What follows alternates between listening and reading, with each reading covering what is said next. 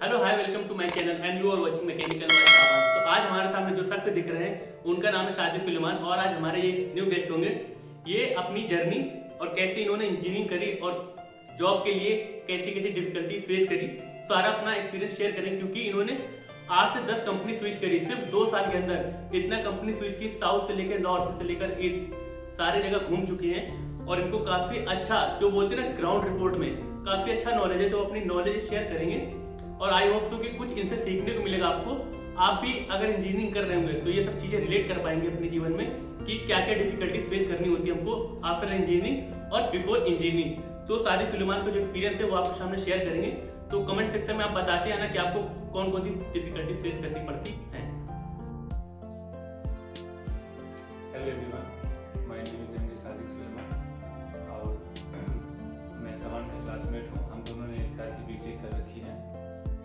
मैं आप लोगों को बताना चाहता हूँ कि मैंने बीटेक करने के बाद किन कंपनी में काम किया और मेरा कैसा एक्सपीरियंस रहा। ये ऐसा नहीं है कि आप इंजीनियरिंग कर रहे हैं तो बहुत इजी है कि आपको जॉब बहुत इजीली मिल जाएगा, और ऐसा भी नहीं है कि अगर आप किसी अच्छे कॉलेज में पढ़ रहे हैं या आप किसी 3rd लेवल कॉलेज में पढ़ रहे हैं तो आपका जॉब या आपका प्लेसमेंट एक्सेट्रा बहुत इजीली हो जाएगा। ऐसा कुछ भी नहीं है। All of depend on you. आप कैसे करते हैं, कैसे खुद को हैंडल करते हैं, क्या करते हैं, ये आप पे डिपेंड करता है। बहुत आज के इस मार्केट में वर्क जॉब लेना बहुत ही मुश्किल है, टफ है। क्योंकि मैंने अभी तक आई थिंक मैंने 10 कंपनी स्विच कर ली होगी, जिसमें से मैं एक कंपनी का उसका नाम लेना चाहता हूँ, जैसे कि पुणे में इंडोरेंस प्राइवेट लिमिटेड है। इंडोरेंस, और आपने कौन कौन सी कंपनी के, जैसे आपने इंडोरेंस का नाम लिया, इंडोरेंस का चलो मैंने हमारा पुणे में था, तो आपको ये साउथ साइड जाने का कैसे मौका मिला और कौन कौन सी डिफिकल्टीज आपने फेस करी?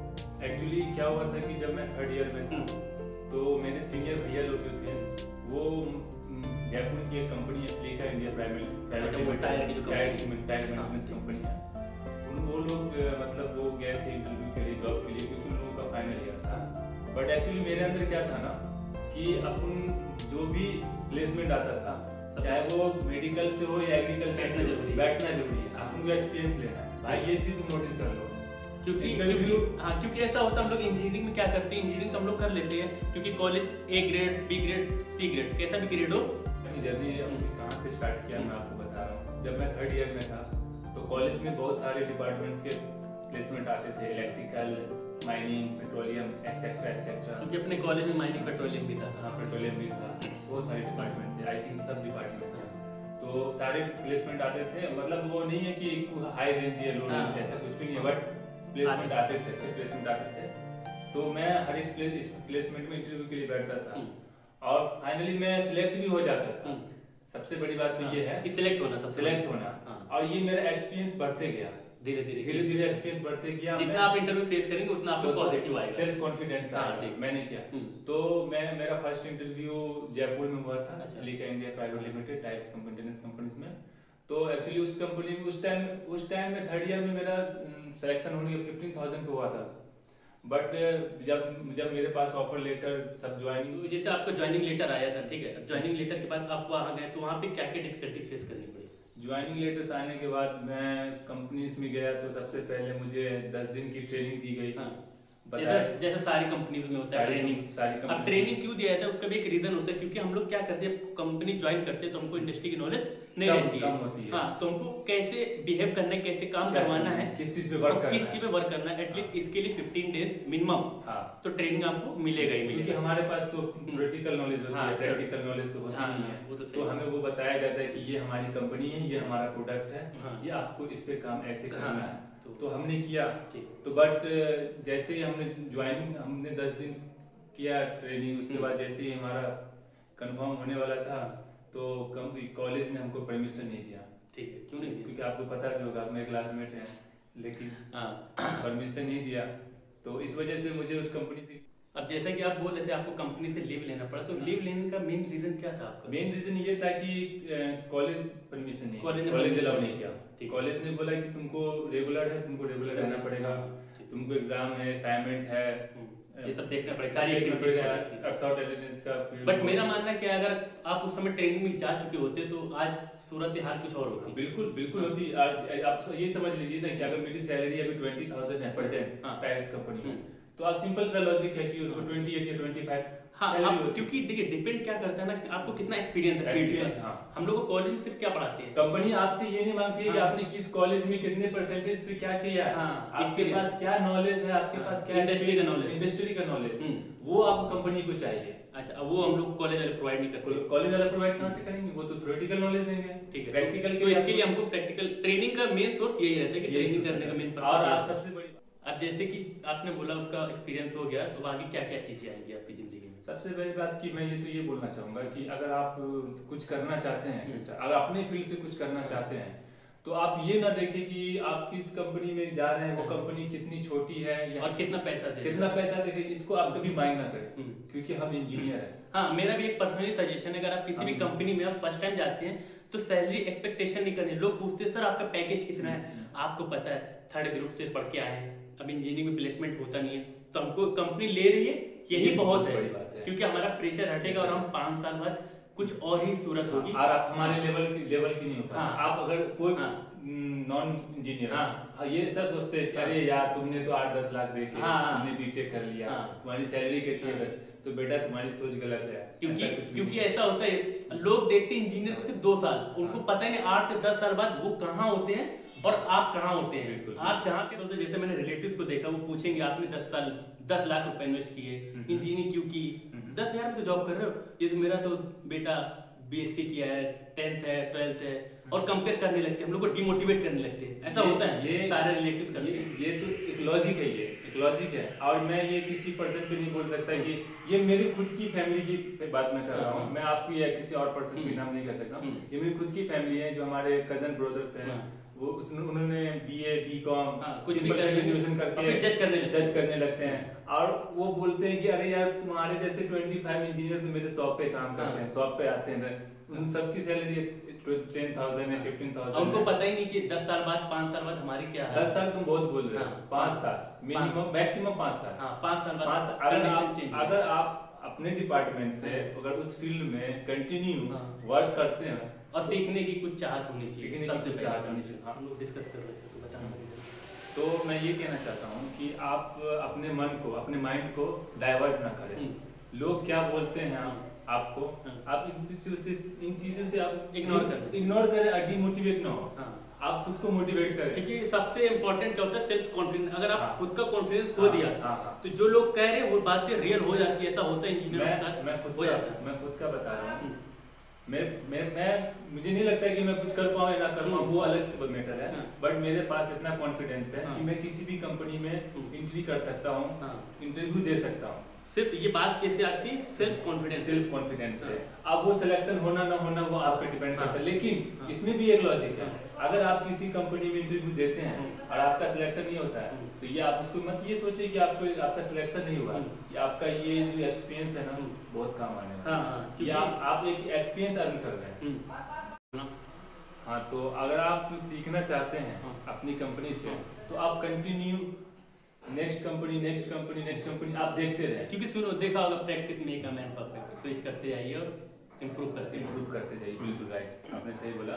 तो मैं ये कहना चाहता हूँ कि अपने आप को डिमोटिवेट मत करें, हर एक कंपनी से कुछ ना कुछ सीखें। मैंने भी 8-10 कंपनी देख रखी है, मैंने भी 8-10 कंपनी से बहुत कुछ सीखा है, चाहे वो खुद को मोटिवेट करने के लिए हो, या प्रैक्टिकल नॉलेज हो, या इंजीनियरिंग से रिलेटिव नॉलेज हो, मैंने सीख रखा है। मैंने अपनी वर्किंग करते करते मैंने साउथ इंडिया, चेन्नई, विशाखापट्टनम, हैदराबाद, केरला, गुजरात, बेंगलुरु, काफी अच्छा एक्सपीरियंस हो गया। बंगाल। जैसे आपने बोला आप साउथ में भी एंट्री कर चुके हैं, साउथ में भी जॉब किया है, तो जरा साउथ में क्या क्या डिफिकल्टीज आती है जब हम लोग जॉब करने आते हैं, तो थोड़ा उसका कुछ बताएंगे आप? हाँ, ये चीज जो आपने पूछा ये बहुत अच्छी चीज है। साउथ में आप अगर जॉब करते हो या स्टडी करते हो, ये बहुत डिफिकल्ट चीज है। लैंग्वेज प्रॉब्लम आ जाती है। सबसे पहली बात ये है कि हम जैसे ये मैं खुद की बात बता रहा हूँ, हम बिहार के हैं, हम सीबीएसई बोर्ड से नहीं, हम बिहार बोर्ड से पढ़ते हैं, तो हमें इंग्लिश का उतना नॉलेज नहीं होता है। हाँ, लेकिन बीटेक करने के बाद हमारा जो भी पढ़ाई होता है वो इंग्लिश में होता है, तो कहीं ना कहीं थोड़ा बहुत डेवलप हो जाता है, लेकिन उतना डेवलप नहीं हो जाता है जो काम कर सके वहाँ। तो मेरा पर्सनली सजेशन है कि आप इंजीनियरिंग के साथ इंग्लिश लैंग्वेज में कमांड करना चाहिए ताकि आप सर्वाइव कर सकें। सर्वाइव करना चाहिए। जैसे कि अगर आप मैकेनिकल कर रहे हैं तो आपको कैड कैम आना चाहिए।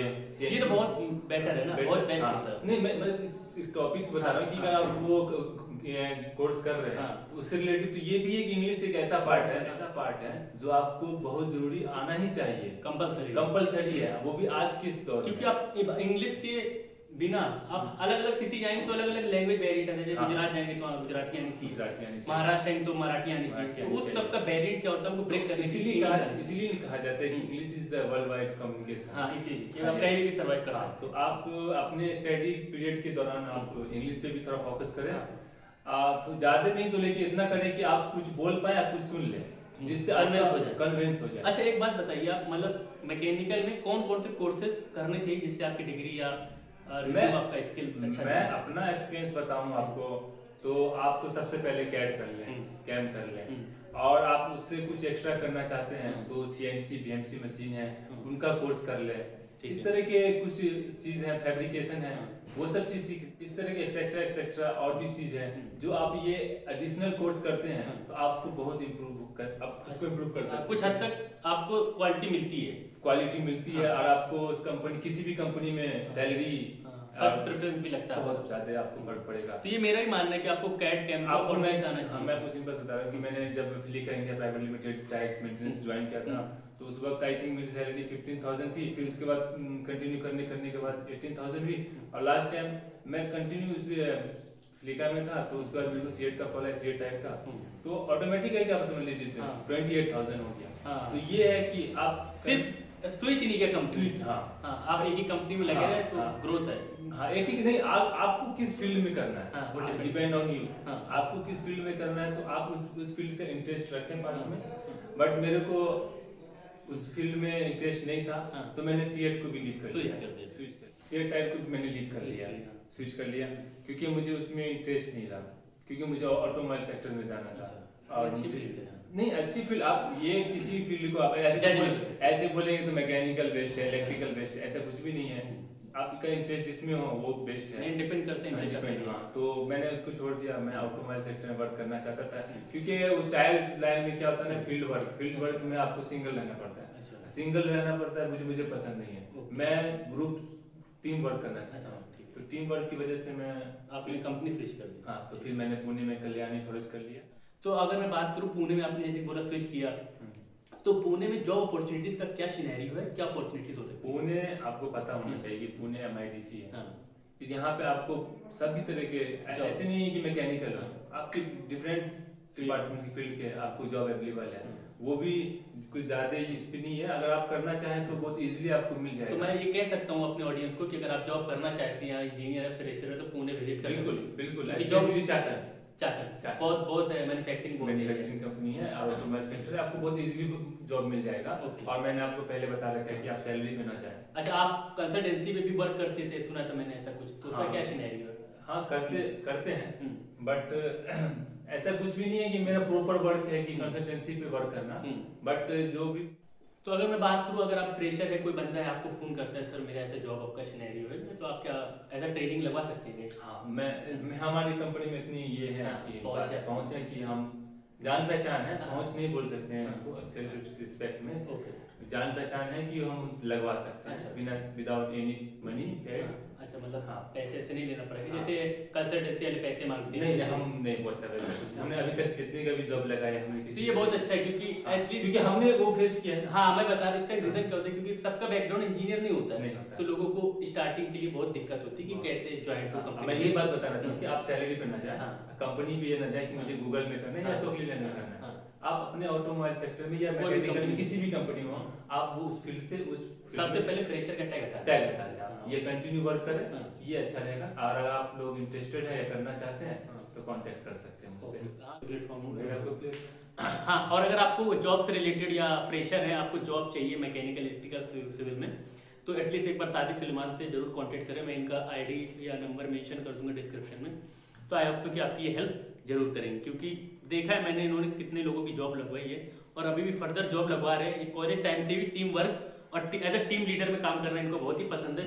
कॉलेज में भी इन्होंने कितने लोगों का एडमिशन कराया, और लोग क्या होता है कॉलेज में एडमिशन कराने के पैसे मिलते, बट इन्होंने उसको भी निगलेक्ट किया।